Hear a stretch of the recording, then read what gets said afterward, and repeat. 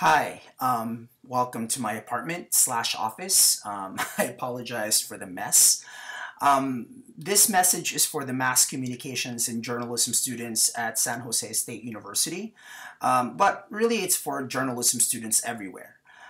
Because of new technologies, because of changing demographics, because of this age of disruption that we're all living in and trying to make sense of, I cannot think of a more exciting time to be a journalist. And I cannot think of a more important time to be really good at what we do. I'm Jose Antonio Vargas. I'm the writer and director of Documented, a documentary on immigration. It's actually going to be showing at San Jose State on Monday, March 10th. And I am the founder of a media and culture campaign called Define American. I was born in the Philippines, but I grew up in Mountain View, which is not too far from San Jose State. I'm incredibly humbled to receive the 2014 William Randolph Hearst Foundation Award, which is a very generous honor. I worked for a Hearst newspaper, the San Francisco Chronicle, all through college. I was actually already out as a gay journalist back then, but I was actually living in another closet. And it took me a few years to get out of this immigration closet. And come out as an undocumented immigrant, what some news organizations still refer to as illegal. But really, people like me, gay or undocumented, or gay and undocumented, we're not really coming out. We're just letting people in. I get called a lot of names, some good, some bad, but I will always call myself, among other things, a journalist. Reporting is my religion. Journalism is my church. And I think it is imperative that we ask hard questions of ourselves and our profession in this age of disruption. Now, I don't have all the answers, but like you, I have a lot of questions, which I look forward to discussing with some of you when I visit your campus on Monday. Now, some of these questions are, in this age of, digital age in which everything ends up on YouTube and Vimeo and BuzzFeed, what is really the difference between being a print journalist or a radio journalist or a broadcast journalist?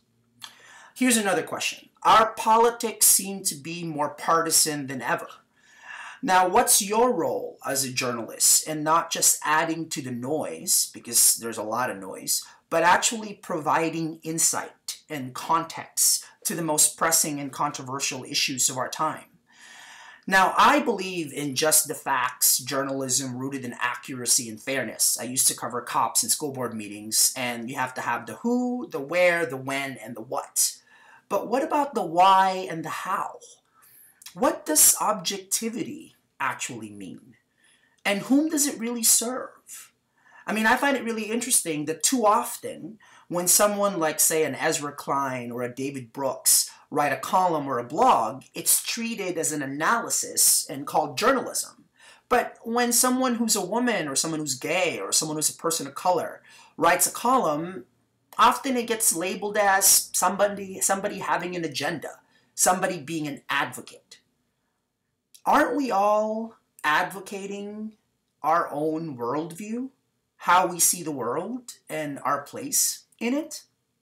When I was in high school, I dreamed of working for institutions like the San Francisco Chronicle and the Washington Post and the New Yorker. But what does it mean to work for an institution when journalists are now becoming their own institutions and their own brands? Now you're being asked to tweet and Facebook and YouTube and have a social media presence. So how do you and how can you separate yourself from the story? And how do you as a journalist, how do we as a journalist in this social media age use I, me, and my in our reporting without falling into narcissism and actually serving the story and reporting it for the public good as a public service? And what if you become a part of the story?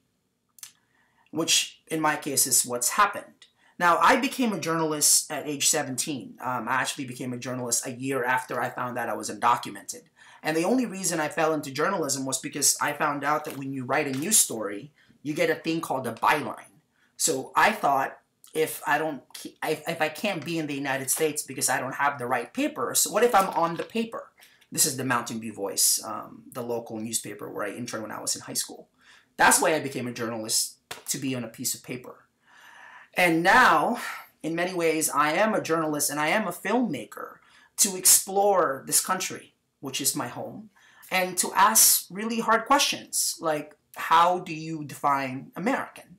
I went from covering a story to now being a part of the story. Is it journalism? Is it advocacy journalism? What is it, right? So these are some of the questions that I would love to discuss when I see some of you on Monday. And I really look forward to it. And please check out defineamerican.com, and thanks.